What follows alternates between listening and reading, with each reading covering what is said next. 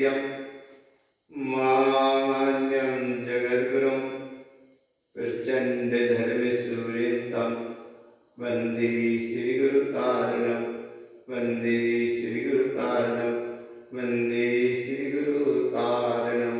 शुद्धात्म देवी की परम आराध्य चिन्हवाणी जिनेन परमात्मा की अविरल शाश्वत सत्य धर्म देशना परम पूज्य तारण तरण मंडलाचार्य महाराज ने आत्मसात की और जिस क्षण आत्मसात हुई वो क्षण बड़ा अलौकिक है।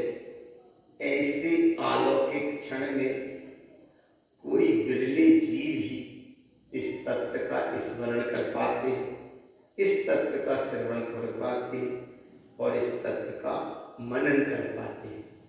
समय बड़ा अद्भुत है, अपनी गति से चल रहा है, चलता आया है और आगे चलता रहेगा। ऐसे चलते हुए चक्रव्यूह के समय में बड़ी योग्यता बनता है कि जिसमें मानव पर्याय का एक योग बने। 84 लाख योनियों में केवल 14 लाख योनि है मनुष्य पर्याय की, और उस 14 लाख योनि मनुष्य पर्याय में भी एक वो महान क्षण है कि जिसमें जिनेंद्र का कुल जिनवाणी की शरण और निज स्वरूप का बोध होने का क्षण प्राप्त हो। वो क्षण, वो पर्याय बहुत श्रेष्ठ है। इसलिए बार बार कहते हैं यह मानुष पर्याय सुकुल सुनवो जिनवाणी, यह विधि गए नाम ले सुमणि ज्यों उदधि समानी। मनुष्य की पर्याय मिली, जिनेंद्र का कुल मिला, जिनवाणी की शरण मिली, तो ये कोई आत्मार्थी संतों का ही योग बनता है। कोई बिरले ही संत महापुरुष होते हैं जो ऐसे तत्व का श्रवण कर पाते हैं। कोई बिरले ही महाविराट सत्ता के धारी होते हैं जो ऐसी परम अनुभूतियों में डूब पाते हैं। कोई ऐसे अलौकिक ही संत होते हैं कि जो अपने क्षण को समझते हुए तत्व का स्मरण करते हैं। ऐसे संत गुरुदेव तारण तरुण मंडलाचार्य जी महाराज, जिन्होंने ये सत्य का संदेश दिया है, सारे जनमानस को एक संदेश दिया, और वो संदेश क्या दिया? अपासो परमप्पा, आत्मा ही परमात्मा है। और जनमानस को संदेश दिया काया प्रमाणम तुम ब्रह्म रूपम, इस देह रूपी मंदिर में बराबर ये आत्मस्वरूप चेतन ज्योति है, ऐसा संदेश दिया। और संदेश वो दिया जे मुक्ति सुखम नरकोपि साधम। अगर मुक्ति के सुख को चाहते हो तो उस सम्यक रूपी वैभव को तुम धारण करो, सम्यक की सत्ता को स्वीकार करो। संत अपना समय पर अपना कर्म करके चले जाते हैं। ये नश्वर शरीर छूटता है, लेकिन शरीर छूटने के साथ बहुत कुछ वो जागृत अवस्था छोड़ के जाते हैं। शरीर नश्वर है, ये सत्य है, लेकिन इस नश्वर शरीर में जो चैतन्य प्रभुता का बोध रहता है, तो वो चैतन्य सत्ता के अनुभव और अनुसरण के साथ जो जनमानस को संदेश देके जाते हैं, वो अजर अमर अविनाशी जैसा हो जाता है। ऐसे अजर अविनाशी अमर तत्व वाली कहानी गुरु महाराज ने ये माला रमण ग्रंथ में कही। माला रमण ग्रंथ विचार मत का पहला ग्रंथ है। 32 गाथाएं हैं। सम्यक दर्शन की शुद्धि का विषय है, सम्यक ज्ञान की भी शुद्धि है, सम्यक चारित्र की भी इस ग्रंथ में शुद्धि है, और मोक्ष मार्ग की एक आधार स्तंभ वह प्रकट लीला है कि जिस लीला में केवल ज्ञान का भाव भी झलके, ऐसा वह तत्व का बोध कराया श्री गुरु महाराज इस मालारोहण ग्रंथ में 32 ही गाथाओं में सम्यक दर्शन की महिमा, शुद्ध आत्म तत्व की महिमा, शुद्ध आत्म स्वरूप का बोध, शुद्ध आत्म तत्व की अनुभूति, शुद्ध आत्म तत्व की जागृति, शुद्ध आत्म तत्व का स्मरण, शुद्ध आत्म तत्व का जागरण, शुद्ध आत्म तत्व का बोध, शुद्ध आत्म तत्व का अनुभव कैसे हो, वो विधि पूरी मालारोहण ग्रंथ में बताई है। मालारोहण ग्रंथ का मूल भाव रहता है कि माल धन आरोहण अर्थात पर्वत पे चढ़ना। माल धन आरोहण, माल धन आरोहण, उसका नाम मालारोहण, और आरोहण की अवस्था का नाम मालारोहण है। शिखर पर चलने का नाम मालारोहण है। सिद्धालय की पहुंचने की ओर नाम का नाम मालारोहण ग्रंथ है। सम्यक दर्शन ज्ञान चारित्र की अनुभूति होने का नाम मालारोहण ग्रंथ है। मोक्ष मार्ग की इस परम नशेली उत्कृष्टता को पाने का नाम मालारोहण ग्रंथ है। माल धन आरोहण अर्थात ऊपर जाना। संगीत में दो विषय चलते हैं, एक आरोही चलता है, एक अवरोही चलता है। आरोही माने ऊपर जाना और अवरोही माने नीचे आना। आरोह ऊपर जाना, अवरोह नीचे आना। नीचे आना वो नीचे की दशा है और ऊपर जाना माने ऊपर की दशा है। तो यहाँ मालारोहण ग्रंथ माल धन आरोहण अर्थात शुद्ध आत्म तत्व के बोध के साथ सिद्ध तत्व की विधि और सिद्ध अवस्था को उपलब्ध करा देने वाला एक ग्रंथ है मालारोहण ग्रंथ। बड़ी श्रद्धा आस्था का ग्रंथ है मालारोहण ग्रंथ। सम्यक की अनुभूति का ग्रंथ मालारोहण ग्रंथ है और ज्ञान की शुद्धि का नाम मालारोहण ग्रंथ है। आत्म स्वरूप में रमणता होने का नाम मालारोहण ग्रंथ है और जागरण हो जाने का नाम मालारोहण ग्रंथ है। जागरण होने का नाम मालारोहण ग्रंथ है। मालारोहण ग्रंथ सच्चे देव चैतन्य देव का अनुभव कराने वाला मालारोहण ग्रंथ है। यहां किसी जिज्ञासु जीव ने पूछा, हे सद्गुरुदेव, ऐसे आत्म स्वरूप का हमें बोध कैसे हो, अनुभव कैसे हो, प्रीति कैसे हो, ये भगवान आत्मा की अनुभूति हमको कैसे हो। अब परम पूज्य आचार्य भगवान तारण तरण देव महाराज मालारोहण ग्रंथ में एक गाथा कहते हैं। पहली गाथा मंगलाचरण की गाथा है, पहली गाथा बड़ी आनंददायी गाथा है, प्रथम गाथा है। अनुभव पूर्ण गाथा है, प्रथम गाथा है। और माथा में बैठे उसके लिए ये गाथा है। क्या बात या श्री गुरु महाराज गाथा कहते हैं मालारोहण ग्रंथ में, ओंकार वेदन्ति शुद्धात्म तत्वं पिनमामि नेतं तत्पार्थे सार्धं ज्ञानमयं सम्यक् दर्शनेकं सम्यक् चरणं चैतन्य रूपं। हे जगत के भक्त जीवो, गुरु महाराज ने क्या संदेश दिया। ओंकार वेदन्ति शुद्धात्म तत्वं, ओंकार अर्थात अनुभूति से उठी एक तरंग। ओंकार अंदर से उठा एक बोध। ओंकार जिसमें ना रहे अंतर, उसका नाम, जो बोध रहे निरंतर, उसका नाम ओंकार। ओंकार उस अवस्था का नाम है जिसमें पूरी विराटता समाई है। संपूर्ण विराटता जिसमें समाई, उसका नाम ओंकार है। समस्त अनुभूति का महासागर है ओंकार और परम अनुभूति की गहरी अनुभूति में डूब जाने का नाम है ओंकार। और जहां अहंकार संसार के परिणाम हट जाए और जहां ज्योति जल जाए, चैतन्यता की, उसका नाम है ओमकार। ओमकार वेदन्ति शुद्धात्म तत्वम। ऐसे चेतन शुद्ध तत्व का मैं वेदन करता हूं। प्रगट रूप अवस्था जो है अनुभूति में आई, और ऐसी अनुभूति को विषय को श्री गुरु महाराज कहते हैं कि ऐसे शुद्ध तत्व को मैं प्रणाम करता हूं, निरंतर प्रणाम करता हूं, निरंतर प्रणाम करता हूं, और वह शुद्ध तत्व की मैं साधना करता हूं। ये निरंतर प्रणाम किया और उसी तत्व की साधना की, तो वो तत्व कैसा है? ज्ञानमयम, ज्ञान से परिपूर्ण है।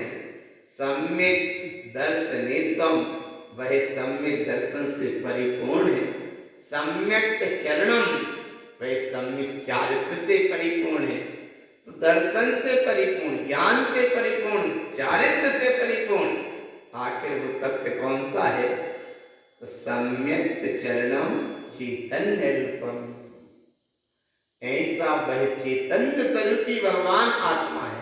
अब ये रत्नात्रय चैतन्यता में ही प्रकट होती है, और चैतन्यता से जो प्रकट हो वो ही रत्नात्रय है।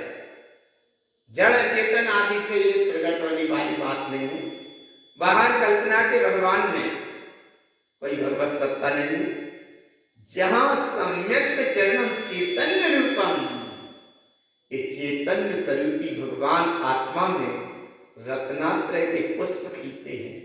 सम्यक दर्शन का पुष्प खिला, सम्यक ज्ञान का पुष्प खिला, सम्यक चारित्र का पुष्प खिला। इसको आचार्य उमा स्वामी जी महाराज ने भी एक सूत्र दिया, तत्वार सूत्र जी ग्रंथ में। इस सूत्र का भाव है सम्यक दर्शन ज्ञान चारित्राणि मोक्ष मार्गा। सच्चा आत्मा का दर्शन, सच्चा आत्मा का ज्ञान और सच्ची आत्मा की रमणता, ये मोक्ष का मार्ग है। रत्नात्रय ही मोक्ष का मार्ग है, और रत्नात्रय की पूर्णता ही मोक्ष है। ऐसा ही यहाँ श्री गुरु महाराज कहते हैं कि वह रत्नात्रय का पुष्प कहाँ खिलेगा? तो वह रत्नात्रय का पुष्प चैतन्य रूपम, अपने चैतन्य के महासागर में ही, चैतन्य की उस विराट सत्ता में ही, उस चैतन्य की उस सरोवर में ही ये रत्नात्रय का पुष्प खिलता है। और रत्नात्रय का पुष्प इसलिए सरोवर में चैतन्य में खिलता है क्योंकि ये चैतन्य के ही गुण है। सम्यक दर्शन ज्ञान चारित्र चैतन्यता के ही गुण है, चैतन्यता में से ही प्रकट होते हैं। तो चैतन्यता का ही है। रवंगी साहब जी ग्रंथ में गुरु महाराज ने कहा शुद्धात्मा तृतीयम गुणम। इस शुद्ध आत्मा के 3 गुण हैं, सम्यक दर्शन, सम्यक ज्ञान और सम्यक चारित्र। ये रत्नात्रय की महिमा है। और ऐसे रत्नात्रय की विराट महिमा को परम पूज्य गुरु महाराज कितनी गहरी अनुभूति से दिया। हे जगत के भक्त जीवो, अगर मोक्ष दशा को, परम दशा को प्राप्त करना है तो सबसे पहले सम्यक दर्शन, सम्यक ज्ञान और सम्यक चारित्र को। अन्य जगह बताया सम्यक दर्शन ज्ञान चारित्र को। अगर दर्शन अकेला हो तो मोक्ष का मार्ग बनेगा क्या? तब आचार्य कहते हैं नहीं बनेगा। अच्छा, ज्ञान अकेला हो तो बनेगा क्या? तब आचार्य कहते नहीं बनेगा। अच्छा, चारित्र अकेला हो तो बनेगा? तो बोले नहीं बनेगा। तो फिर कब बनेगा? तो बोले तीनों, सम्यक दर्शन, सम्यक ज्ञान और सम्यक चारित्र, इन तीनों की एकता है तो मोक्ष का मार्ग बनेगा। और ये सम्यक नाम इसलिए है इसमें, सम्यक माने सच्चा। मिथ्या दर्शन भी हो सकता है, मिथ्या ज्ञान भी हो सकता है, मिथ्या चारित्र भी हो सकता है। ये मिथ्या दर्शन, मिथ्या ज्ञान, मिथ्या चारित्र संसार के कारण है। इसलिए सम्यक दर्शन, सम्यक ज्ञान, सम्यक चारित्र। सम्यक माने सच्चा, सच्चा मोक्ष का मार्ग, सम्यक मोक्ष का मार्ग, सम्यक दर्शन, आत्मस्वरूप का ज्ञान, सम्यक ज्ञान, आत्मस्वरूप में रमण का, इसका नाम सम्यक चारित्र है। और ये शुद्धात्मा तृतीया में गुणम, तीनों गुण शुद्ध आत्मा के हैं। रत्नात्रय के गुण आत्मा के गुण है, आत्मा के गुण है। पर ऐसे आत्मा के गुण को से भगवान आत्मा तुम स्वीकार करो। प्रथम गाथा का यही भाव है कि ऐसे ओंकार चैतन्य ज्योति जहां प्रकट हुई, ऐसे शुद्ध तत्व को मैं नित्य प्रणाम करता हूँ, ऐसी तत्व की मैं साधना करता हूँ। यही तत्व ज्ञानमयी है, सम्यक दर्शनमयी है, सम्यक चारित्रमयी है, और ये तीनों गुण शुद्धात्मा के हैं। जहां परम पूज्य तारण तरण महाराज ने रत्नात्रय के अभेद सत्ता को व्यक्त करते हुए ये मंगलाचरण किया। जब मंगलाचरण ही इतना उत्कृष्ट है तो आगे ग्रंथ और महाउत्कृष्ट है। मंगलाचरण में ही जब परम विराट सत्ता का अनुभव है तो आगे गाथाओं में तो और विराटता है।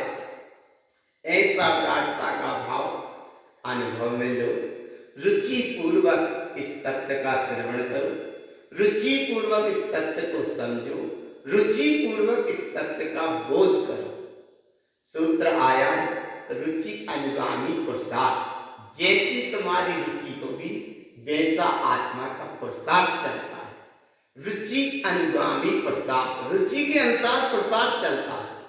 रुचि के अनुसार पुरुषार्थ चलता है तो रुचि है, तत्व की रुचि है तो इस रूप पुरुषार्थ चलेगा। बाहर जड़ बेवादी मोह माया विद्यार्थी जी भटकता है, वहां श्रम शक्ति उपयोग लगाता है पर पर्याय में भटक जाता है। 84 की यात्रा चलती रहती है। और जो जीव बिरले होते हैं ऐसी तत्व की रुचि करके, तत्व का स्मरण करके, तत्व का बोध करके, तत्व का अनुभव करके परंपरा मोक्ष का मार्ग बताते हैं, मोक्ष का मार्ग अनुभव में लेते हैं और मोक्ष का मार्ग परम दशा को उपलब्ध होते हुए वह परम शाश्वत सिद्ध दशा को उपलब्ध हो जाते हैं। ऐसा यह माला रमण ग्रंथ के मंगलाचरण का प्रथम गाथा का भाव है। कितनी गहराई से अनुभूति दी है। और ऐसी अनुभूति को तीर्थंकर परमात्मा जो प्राप्त दशा को प्राप्त होते हैं उनने भी यही मार्ग पाया। सम्यक दर्शन ज्ञान चारित्राणी मोक्ष मार्ग से जो चले केवल ज्ञान दशा को उपलब्ध हो जाते हैं। तीर्थंकर अवस्था है, केवल ज्ञान दशा को उपलब्ध हो जाते हैं। और जब केवल ज्ञान दशा को उपलब्ध हुए तो वर्तमान के क्षण में तीर्थंकर भगवान महावीर स्वामी का समूह शरण चला। और इस समूह शरण की यात्रा के क्षण तीर्थंकर प्रभु का 84 जगह समूह शरण लगा। कितने स्थान पे? 84 स्थानों पर महावीर स्वामी का समूह शरण लगा। और महावीर स्वामी के समूह शरण में गुरु महाराज का योगी रहा जाने का। उनने भी देशना सुनी और जो देशना सुनी जैसी की तैसी देशना यहाँ अनुभूति में भी दी, उनने अनुभव में भी दी। यहाँ दूसरी नंबर गाथा में यह भाव आता है कि एक तरफ भगवान महावीर स्वामी का समूह शरण लगा है और अभी वाणी नहीं खिली। जो भी कहने में आता है कि प्रणधर प्रभु हो वाणी जब फिरती है झेलने वाले। इंद्र ने गौतम ब्राह्मण के पास पहुंचकर ये भाव रखा, एक सूत्र बताया आगम के अनुसार ये लोग क्या होते हैं, द्रव्य क्या होते हैं, अस्तिकाएं क्या होती हैं, 27 तत्व क्या होते हैं, व्रत समिति गुप्ति आदि क्या होते हैं। ऐसा सूत्र दिया गौतम ब्राह्मण के सामने। वो समय उनको लगा कि ये प्रश्न तो इतना पढ़ने के बाद एक कहीं प्रश्न तो समझ में मिला नहीं। एक तरफ ये जिज्ञासा जगी और दूसरी तरफ वो जिज्ञासा जगी कि जहां वो अज्ञान मिथ्या आदि में कोई ना कोई अपनी यज्ञ पूजन हवन में लगे थे और यहाँ केवल तीर्थंकर महावीर प्रभु को, तो देवलोक चले आए समोसरन अर्थात तीर्थंकर महावीर प्रभु के उस केवल ज्ञान महोत्सव मनाने के लिए। उधर वो गौतम ब्राह्मण सोचते हैं कि हमने ऐसा यज्ञ किया, ये लोग आहुति देने यहाँ आ रहे हैं, आहुति देने के लिए यहाँ आ रहे हैं, और पर वो विमान रुकते नहीं है, सीधे महावीर स्वामी के जहाँ केवल ज्ञान का वैभव है वहां पहुंचे हैं। तब उसको लगा कि हमसे भी ज्यादा कोई और श्रेष्ठ कार्य है, हमसे भी ज्यादा और कोई श्रेष्ठ कार्य है। ये तो देव लोग यहाँ क्यों नहीं रुके, यहाँ क्यों नहीं रुके, वहां क्यों आगे कहाँ निकल गए, हमसे भी कोई ज्यादा श्रेष्ठ कार्य है। उस समय का भाव है कि वो इंद्र आकर कहते हैं कि ये प्रश्न उन्होंने दिया, गुप्ती क्या है, समिति क्या है, व्रत क्या है, संयम क्या है, धर्म का स्वरूप क्या है, तीन लोग क्या है, षटकाल की व्यवस्था क्या है, तो वो प्रश्न का समाधान नहीं दे पाए गौतम ब्राह्मण। तब उन्होंने कहा कि चलो तुम, ये प्रश्न किसका है, तो प्रश्न तो बोले हमारे गुरुदेव भगवान महावीर का है। तो बोले तुमसे बात नहीं करते, चलो इस प्रश्न का उत्तर उनको ही दे दे। और वो बड़े विनम्र भाव से कहते हैं कि वहीं आप चलो, वहीं उत्तर देना। जहां वो अहंकार से उठे वो दशा अलग थी, और जब अहंकार से चले जा रहे हैं और समोसरण जारी लगा रहे हैं, लेकिन केवल ज्ञान के वैभव को लिए भगवान महावीर स्वामी विराजमान हैं।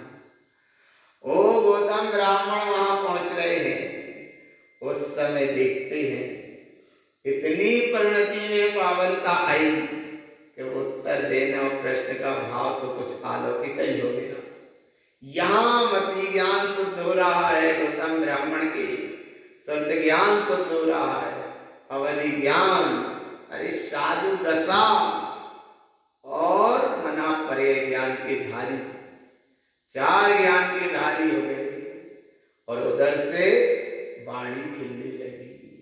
क्या वाणी आया, ओमकार ध्वनि अगम अपारा, 52 अक्षर गर्वित सारा, चारों वेद शक्ति है जाकी, ताकि महिमा जगत प्रकाशी।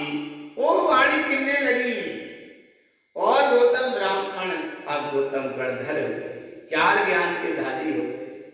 और वो वाणी जो झेली गए उसकी महिमा या गाथा नंबर 2 में आई। श्री गुरु महाराज ने यह भाव दिया, क्या आया इसमें, नामामि भक्तं श्रीवीरनाथं नंदं चतुष्टं त्वं व्यक्तिरूपं, माला गुणं भोक्षन्ति तत्प्रबोधं, नामाम्यहं केवलिनंत सिद्धं।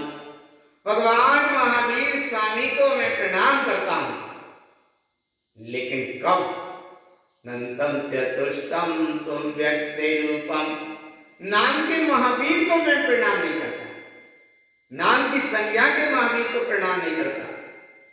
महावीर के अंदर जो महावीरत्व प्रकट हुआ, उस महावीरत्व प्रकट में जो सत्ता प्रकट हुई, अनंत दर्शन, अनंत ज्ञान, अनंत सुख, अनंत वीर्य, ऐसे चार चतुष्टय भगवान महावीर स्वामी को जो प्राप्त हुए, ऐसे चार चतुष्टय का भाव जहां जागृत हुआ, उस चार चतुष्टय सत्ता को प्रणाम किया। कैसा प्रणाम किया है, बंदे तदगुण लब्धे, हे भगवान महावीर स्वामी, आपके अंदर ये चतुष्टय की सत्ता प्राप्त हुई, केवल ज्ञान दशा को प्राप्त हुए, तो जो सत्ता तुमको प्रकट है वही सत्ता मेरे अंदर विद्यमान है।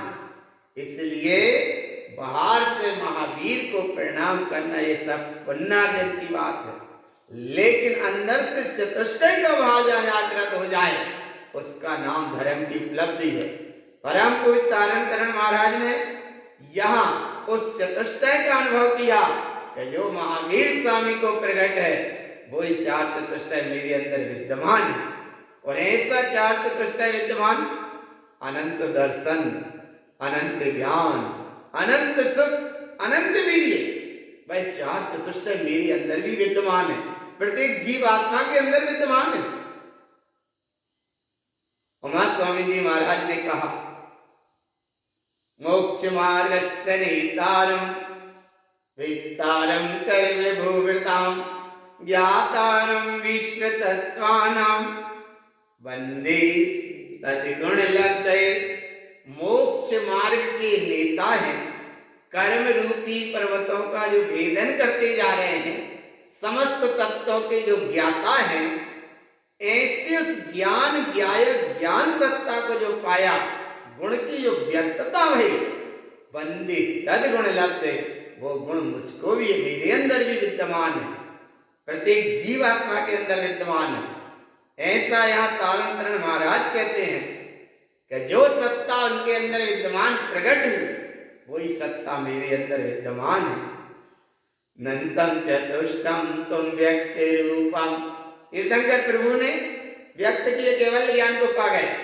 महावीर भगवान स्वामी वर्तमान शासन नायक है, लेकिन गुरु महाराज कहते हैं कि जो वैभव तुम्हारे पास है वो वैभव मेरे पास भी है। और ऐसा वैभव, माला गुणम भोक्षन्ति तत्प्रबोधम, प्रबोधम कहते हैं जानने को, प्रबोधम कहते हैं जागने को, प्रबोधम कहते हैं अनुभव को, प्रबोधन कहते हैं उस अनुभव के अनुभव को। माला गुणम भोक्षन्ति, मैं माला गुण ग्रंथ कहूंगा तुम्हारे जानने के लिए। और अनंत सिद्ध दशा को जो उपलब्ध हुए जीव, केवल ज्ञान दशा को उपलब्ध हुए जो जीव, वे परम शाश्वत दशा को उपलब्ध हुए। अनंत सिद्ध प्रभु सिद्ध दशा को उपलब्ध हुए। अनंत तीर्थंकर प्रभु ये मार्ग है, क्योंकि मार्ग यही है जिनवाणी का। परंपरा यह धर्म है, केवल भाषित सोए, ताकि नए वाणी कथित मिथ्या मत को खोए। परंपरा का ये मार्ग है, शाश्वत मोक्ष का मार्ग है। पर तीर्थंकर महावीर की शरण में रहो, या तीर्थंकर प्रभु के गीत गाते रहो, या अनंत सिद्धों के गीत गाते रहो, या अनंतों के गीत गाते रहो, तो पुण्य का आर्जन तो होगा, लेकिन धर्म की उपलब्धि नहीं होगी। धर्म की उपलब्धि जब होगी कि तीर्थंकर प्रभु ने स्वयं कहा कि हे जनमानस, या हे मानव समाज, या हे तत्व के जिज्ञासु, तुम हमारी ओर मत देखो, तुम तुम्हारी ही ओर देखो। हमारी ओर देखोगे कुछ नहीं मिलेगा, तुम तुम्हारी ओर देखोगे सब कुछ मिल जाएगा। हमने हमारी ओर देखा, केवल ज्ञान पा गए, तुम तुम्हारी ओर देखो, तुम भी उस केवल ज्ञान को उपलब्ध हो जाओगे।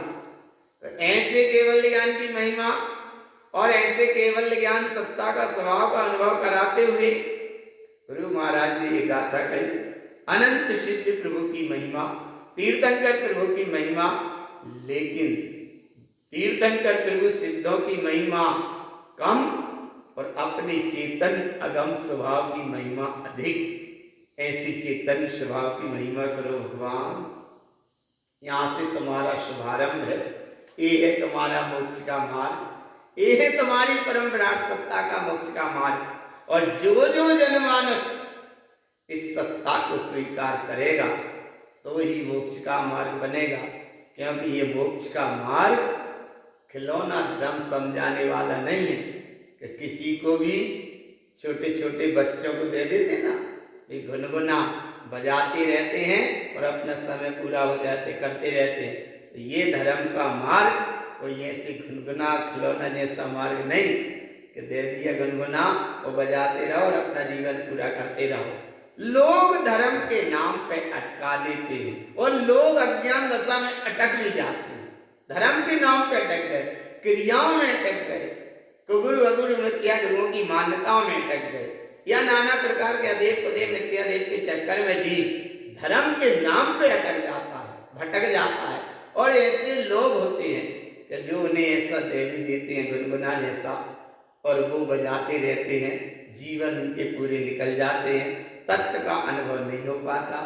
यहाँ परम पूज्य तारण तरण आचार्य देव भगवान कहते हैं, हे जगत के भक्त जी को, अगर ऐसी विराट सत्ता को तुम्हें पाना है तो माला गुणम भोग चंदित प्रबोधम। अब हम इस माला रोहण ग्रंथ को कहेंगे, हे जगत के भक्त जीवो, ध्यान से तुम सुनो, ध्यान से उस तत्व का स्मरण करना, ध्यान से उस तत्व का बोध करना, ध्यान से उस तत्व का अनुभव अनुसरण करना, ध्यान से उस तत्व की अनुभूति करना, ध्यान से उस तत्व का बहुत सूक्ष्म है, बहुत गंभीर विषय है, बहुत गंभीर विषय है। इसलिए यहाँ ये माला रोहण कर का भाव दिया है, गाथा नंबर 2 तक ये भाव दिया।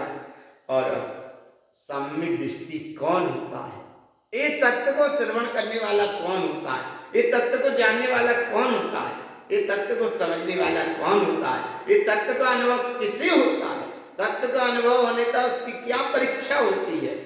तब यहाँ कहते हैं गाथा नंबर 3 में कि जिसे तत्व ज्ञान और तत्व का अनुभव है उसके लिए कहते हैं गाथा नंबर 3, काया प्रमाणम तुम ब्रह्म रूपम निरंजनम चेतन लक्कनीतम भावी अनित्यम ज्ञानिरूपम तेषु दृष्टि सम्यक् वीर्यम्।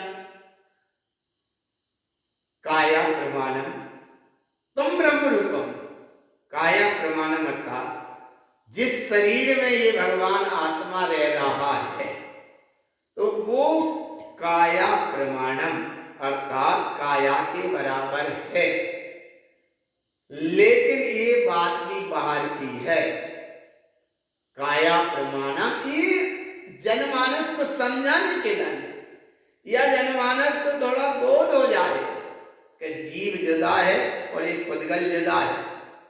इसलिए ये भाव कि काया प्रमाणम तुम ब्रह्म रूपम, बोले जिस वर्तमान के शरीर में है आत्मा का प्रमाण शरीर प्रमाण है, लेकिन ऐसा नहीं है। अरे काया प्रमाणम का ये भाव है कि आत्मा जो असंख्यात प्रदेशवान है, असंख्यात प्रदेशवान है आत्मा, एक आत्मा असंख्यात प्रदेशी है और एक एक प्रदेश कायवान है, एक एक प्रदेश कायवान है और है, इसलिए अस्थि, अस्थि माने है और प्रदेशवान है इसलिए कायवान है। तो आत्मा का एक एक प्रदेश कायवान है और वो आत्मा का प्रदेश जब कायवान है तो यहाँ बाहर के शरीर का भाव कायवान से नहीं है। यहाँ कायवान का मतलब है कि असंख्या शुद्ध प्रदेशी जो आत्मा है, एक एक प्रदेश अपने आप में काया प्रमाणम तुम ब्रह्म रूपम, वह एक एक प्रदेश अपने आप में ब्रह्म स्वरूपी है, वह एक एक प्रदेश अपने आप में अखंड है, एक एक प्रदेश अस्थि कायवान है, एक एक प्रदेश अपने आप में पूर्ण है। तो ऐसी परिपूर्ण सत्ता का अखंडतः से अनुभव किया तो ब्रह्म रूपम, वह आत्मा ब्रह्म स्वरूपी है। और आगे कहते हैं निरंजनम, वह आत्मा कर्म बलों से रहित है, कर्म बलों से परे है। निरंजनम, और वह आत्मा चेतन लक्कनीतम, वह आत्मा चेतन लक्षणमयी है, परम प्रभु है, विराट सत्ता है, अखंड सत्ता है। चैतन्य लक्का नेतम भावे अनित्यम ज्ञान रूपम। ये भाव अनित्य है, ज्ञान नित्य है, भाव नाशवान है और ज्ञान जागरूक चैतन्यवान है। भाव अनित्य है, ज्ञान नित्य है। ज्ञान में भाव झलकता है लेकिन भाव में ज्ञान नहीं है। भाव नाशवान है और ज्ञान स्वरूपी भगवान आत्मा नित्य है। तो ये पांचवा बोले यहाँ भावे अनित्यम ज्ञान रूपम। पहला बोल अपने आप में असंख्या शुद्ध प्रदेशवान ये भगवान आत्मा प्रमाण स्वरूप है। दूसरा बोल ब्रह्म स्वरूपी है। तीसरा बोल कर्म बलों से रहित है। चौथा बोल चेतन लक्षणमयी है। पांचवा बोल भाव आदि वदाई कर्म चक्र से परे ज्ञान स्वरूपी है। ये पांच बोल को जो स्वीकार करता है शुद्ध दृष्टि सम्यक वीर्यम, वो शुद्ध दृष्टि है, वो सम्यक दृष्टि है, वो आत्मार्थी है। जी शुद्ध दृष्टि, वो शुद्ध दृष्टि सम्यक दृष्टि आत्मार्थी है। इन पांच बोलों को जो स्वीकार करता है वो ही भेद विज्ञानी है, वो ही आत्मज्ञानी है और वो ही सम्यक ज्ञानी है, मोक्ष मार्गी है। सम्यक वीर्यम, हे जगत के भक्त जीवो, एकमात्र अगर प्रसाद करना है तो ऐसी आत्मस्वरूप भगवान आत्मा का अनुभव करो। ये तुम्हारा सम्यक प्रसाद है, ये तुम्हारा सम्यक लक्ष्य है, ये तुम्हारी सम्यक भावना है, ये तुम्हारी सम्यक साधना है, ये तुम्हारी सम्यक अनुसरण है और ये सम्यक तुम्हारा उच्चारण है, ये सम्यक तुम्हारा निदान है, ये सम्यक तुम्हारा समाधान है, ये सम्यक तुम्हारा ही मोक्ष मार्ग की ओर प्रस्थान है।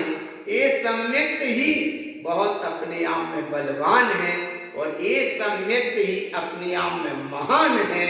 और ऐसे शुद्ध सम्यक को कहा तारण तरण महाराज, जो हमारे लिए परम आराध्य श्रद्धा के केंद्र हैं। इसलिए श्री गुरु महाराज ने जो संदेश दिया वो सारा जनमानस आत्मसात करे, अनुभव में ले और सम्यक के वैभव को उपलब्ध हो, ऐसा पावनमय संदेश। बोलो श्री गुरु महाराज की।